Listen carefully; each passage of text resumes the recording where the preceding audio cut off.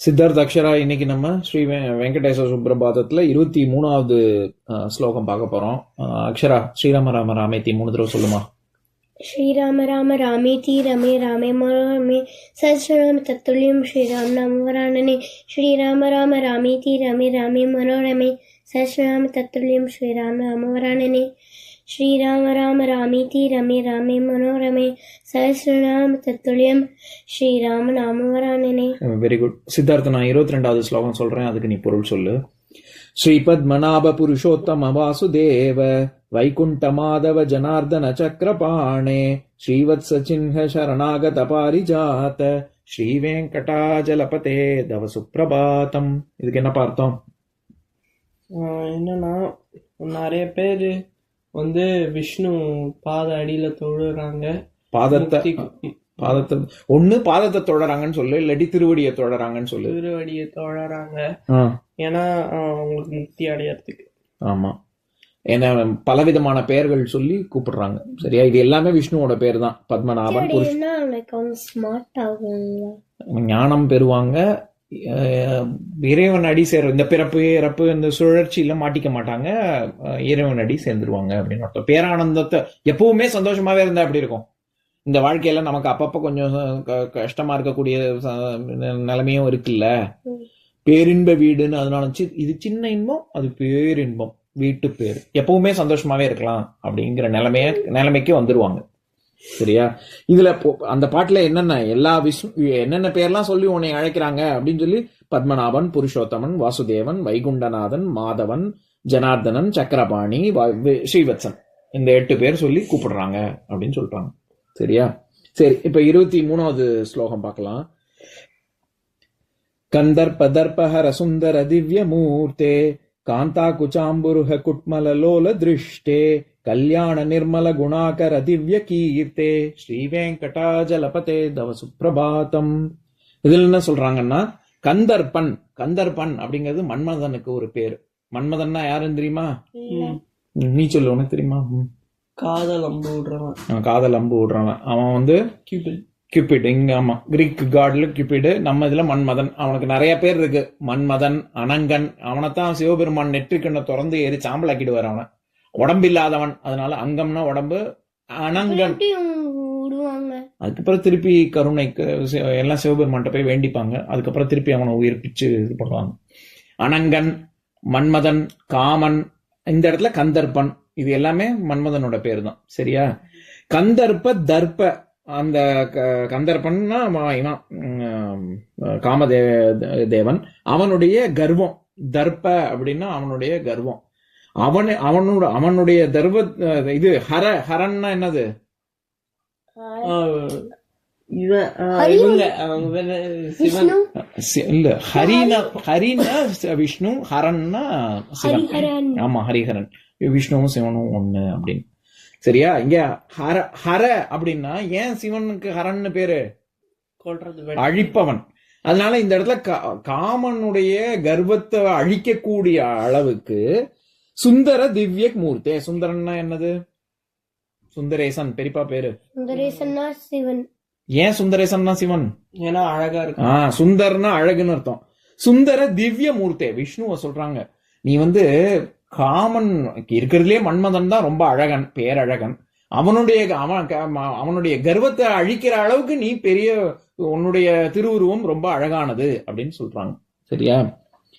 காந்தா குச்சாம்புருக குட்மல லோல திருஷ்டே. காந்தா அப்படின்னா, காந்தம்னா என்ன சொன்னேனா? காந்தம்னா ஃப்ளவர், அது கந்தம். காந்தம் அப்படின்னா என்ன? காந்தம்னா மேக்னெட். ரொம்ப அழகு, அப்படியே பாக்குறதுக்கு ரொம்ப அழகு, அப்படியே மேக்னெட் மாதிரி புடிச்சு இழுக்கிறது. அதனாலதான் அதுக்கு பேரு காந்தம். சரியா? அது அப்படியே ரொம்ப பேரழகு கொண்ட குச்சனா மார்பகங்கள். அம்புருக அப்படின்னா, அம்புனா என்னது? என்னன்னு சொன்ன? அம்புனா என்னது? ஆரோ இல்ல, இன்னொரு அர்த்தம் இருக்கே. அம்பூஜா, பத்மஜா, நீரஜா, ஜலஜா, அம்பூஜா. அப்ப என்னது அது? ஜானா எழும்புறது. இது எல்லாம் என்ன பேரு? அம்பூஜா, நீரஜா, ஜலஜா, பத்மஜா. எத்தனை தடவை இதே கேள்வியவே நானும் கேட்டிருப்பேன். நீங்களும் திருதிருன்னு முடிப்பீங்கன்னு தெரியல. எந்த பூ பாது? புஷ்பம். என்ன பூ? பன்னீர் பன்னீர் புஷ்பமா? பூனாலே எந்த பூவை சொல்லுவோம் நம்ம? லோட்டஸ், தாமரை. தாமரை. அதனால இங்க அம்பூருக அப்படின்னா சரோருகன் அப்படின்னா பிரம்மாக்கு பேரு சரோருகன் அப்படின்னு.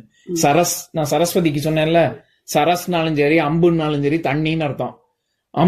இது தண்ணியிலிருந்து எழும்பிய மலர் அப்படின்னு அர்த்தம். அதனால இங்க அம்பூருக அப்படின்னா பொதுவாவே மார்பகங்கள், கை, காலு, முகம் எல்லாத்தையும், கண்கள், தாமரை கண்ணன் அப்படின்னு தானே விஷ்ணுவை சொல்லுவோம். எல்லாத்தையுமே தாமரைன்னு சொல்றது வழக்கம். அது மாதிரி இந்த இடத்துல என்ன சொல்றாங்க, பேரழகு கொண்ட பெண்கள், இது குட்மல லோல திருஷ்டி அப்படின்னா கண்ணுன்னு அர்த்தம். அவங்க கண்ணு லோன்னு அலைஞ்சிட்டு இருக்கேனே அப்படின்னு சொல்றோமே, அப்படின்னா என்ன அர்த்தம்? லோன்னு அலைய விடுறியனே அப்படின்னு. லோன்னு அலையிறதுன்னா என்னது? லோலோன்னு யாரும் சொல்ல மாட்டாங்க. லோலோன்னு யாரும் சொல்ல மாட்டாங்க. சொல்லுவோம். லோலோன்னு அலையிறதுன்னா இங்க எங்கேயும் பில்லர் டு போஸ்ட்னு இங்கிலீஷ்ல சொல்றாங்கல்ல, running from pillar to post அப்படின்னு. இங்கேக்கும் அங்கேக்கும் அந்த மாதிரி கண்ணு இப்படியும் போயிட்டு வந்தா எப்படி இருக்கும்?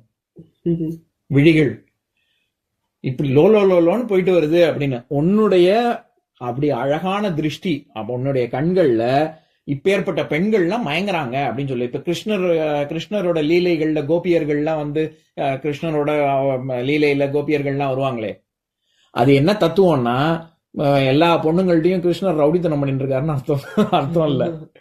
அதனுடைய தாத்பரியமே வேற. என்னன்னா, நம்ம தான் எப்படி பசுபதி பாசம் அப்படின்னு சொல்றோமா, நம்ம தான் வந்து பெண்கள், ஜீவாத்மா எல்லாம் பெண்கள், பரமாத்மா ஒருத்தன் தான் புருஷன். சரியா?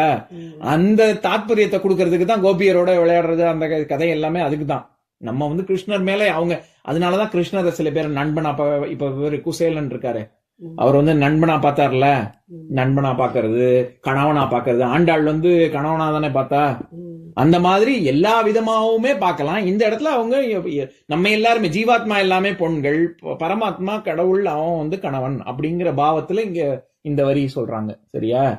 அதாவது இப்பேற்பட்ட பெண்கள்லாம் உன்னுடைய அழகான கண்கள்ல அப்படியே மயங்குறாங்க அப்படின்னு சொல்றாங்க. விஷ்ணுவோட கண்கள்ல லோல திருஷ்டி சொல்றாங்க.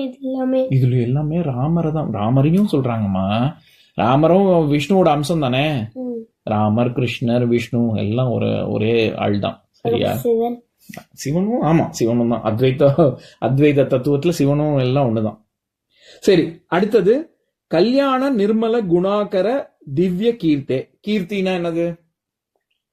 சந்தோஷம், புகழ். சரியா?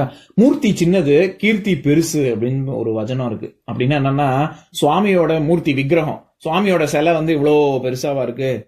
சின்ன சைஸ்ல தானே இருக்கு.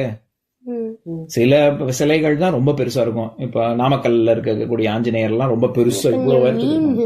என்னப்பா மீன்லாம் இல்லம்மா.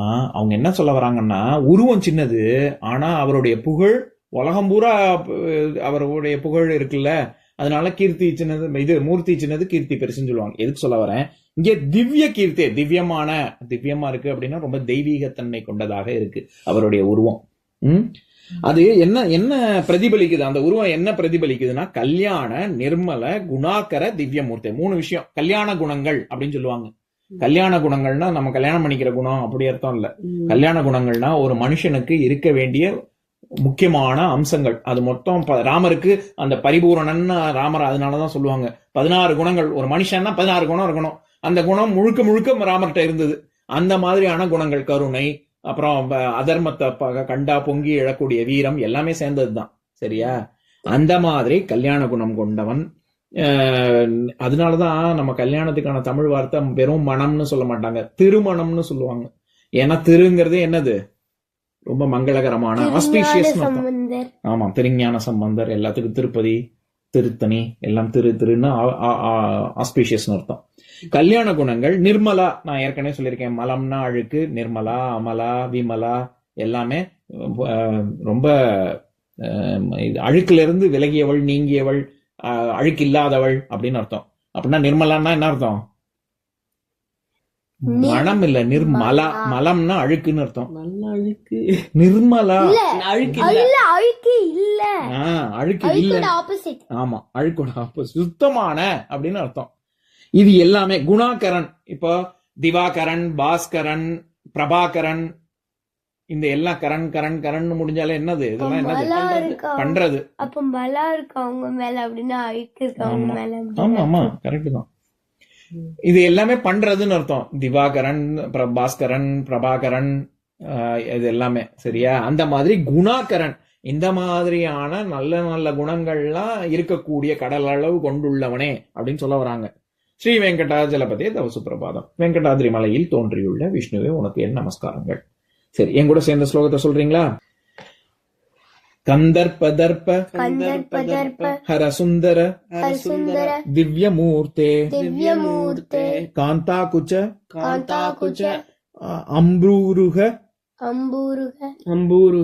என்னடாச்சு அம்பூருக குட்மல லோல திருஷ்டே கல்யாண நிர்மல குணாகர திவ்ய கீர்த்தே ஸ்ரீ வெங்கடாஜலபதே